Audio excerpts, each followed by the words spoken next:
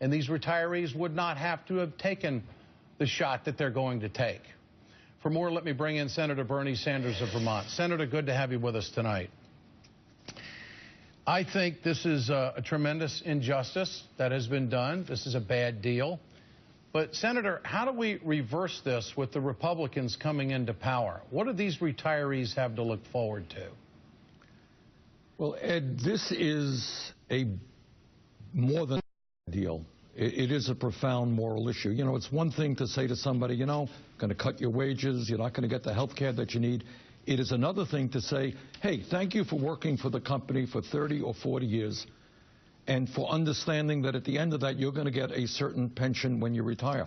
But now that you are 72 years of age, well, guess what? We've changed our mind, and we're going to cut your pension by 30% or 50%.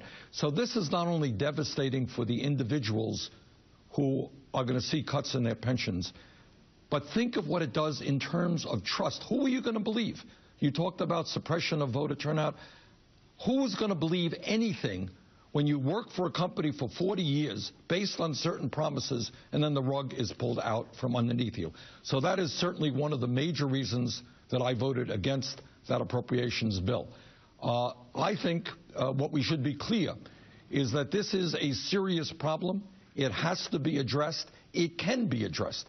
And your point is spot on. If this country could bail out the crooks on Wall Street who destroyed the economy, surely the federal government can help working people who are absolutely dependent on these pensions. We cannot continue a situation where we have austerity for the elderly and for working families, and 95% of all new income goes to the top 1%. So this is an issue. I am a member of that committee. I'm going to stay on this issue. We've got to reverse what this bill did. Senator, how do you reverse it?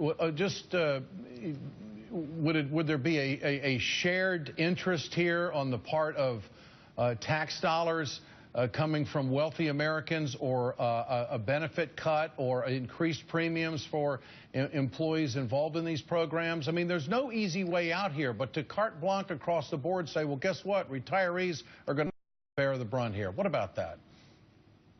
You're right. There is not an easy way out, and I think one of the reasons that a lot of people were angry is suddenly this bill came to the floor. We need to seriously discuss the problem of pensions in America, how we strengthen the pension trust fund, which guarantees pensions, and what we can do to make sure that these pensions are not cut. There are ways to do it, and one of the ways is, I think you indicated, yes, it may be that taxpayers, that we need government funding in order to strengthen some of these multi-employer pension funds. That may be what we have to do, and if that's what we have to do, that's what we have to do.